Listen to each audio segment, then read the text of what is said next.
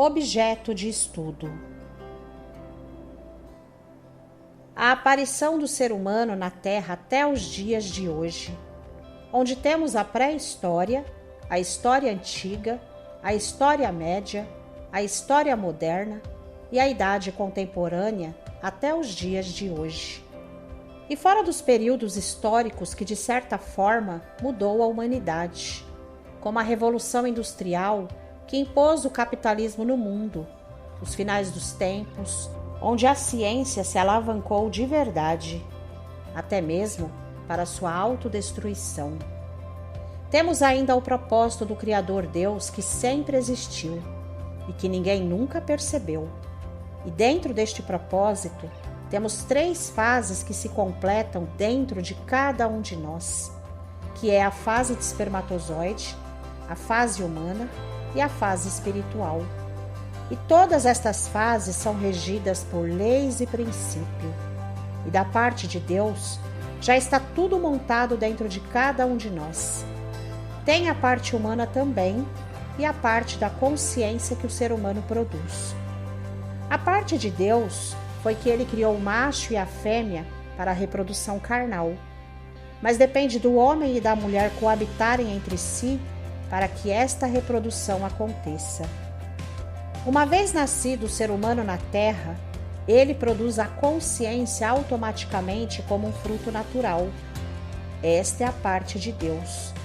Mas uma vez esta consciência produzida e madura, depende de ela coabitar com a verdade de Deus para a inseminação do Espírito nela, passar por uma gestação e, por fim, o nascimento no plano do céu pelo Espírito. Estas transformações de espermatozoide para ser humano e de ser humano para ser espiritual são radicais. Embora um ser dependa do outro, um não tem absolutamente nada a ver com o outro. É como a metamorfose da lagarta que se transforma numa borboleta. Qual semelhança tem uma com a outra? Embora o ser humano veio do espermatozoide e o ser espiritual veio a partir do ser humano, um não tem absolutamente nada a ver com o outro. Trata-se de transformações radicais, metamorfose existencial dentro dos seus ventres. Entra um e sai outro totalmente diferente. Pois qual semelhança tem o espermatozoide com o ser humano? Assim também, não tem a menor semelhança entre um ser humano com um ser espiritual.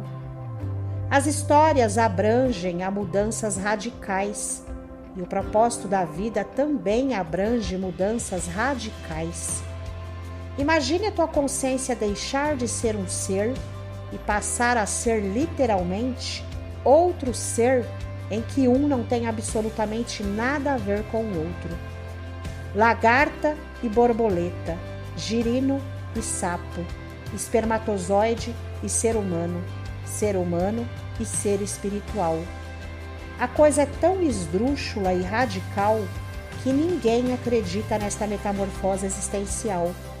E por não acreditar, não pratica o princípio para que isto ocorra. Na verdade, nem passa pela consciência ao coabitar com Deus. A consciência nem sabe que o raciocínio é o órgão genital de coabitação dela e que o entendimento é o gozo dessa coabitação. E se não raciocina em cima da palavra verdadeira de Deus, nunca chegará ao gozo do entendimento. As consciências só coabitam com o engano do diabo, como Eva, que ficou ouvindo a conversinha mole do diabo e foi enganada. Hoje eu vejo o mesmo. As consciências gostam de ouvir lisonjas em seus ouvidos e caem na conversa mole do engano. E como disse o profeta Ezequiel, abre as pernas para o primeiro que passa pelos seus desejos ardentes carnais. As religiões estão lotadas de consciências atrás de prostituições, como disse Ezequiel, e ainda dão presentes para os seus amantes, fazendo o contrário das outras mulheres, que recebem a paga para se prostituírem. Ezequiel chamou estas consciências de dromedárias ligeiras que correm atrás de seus amantes.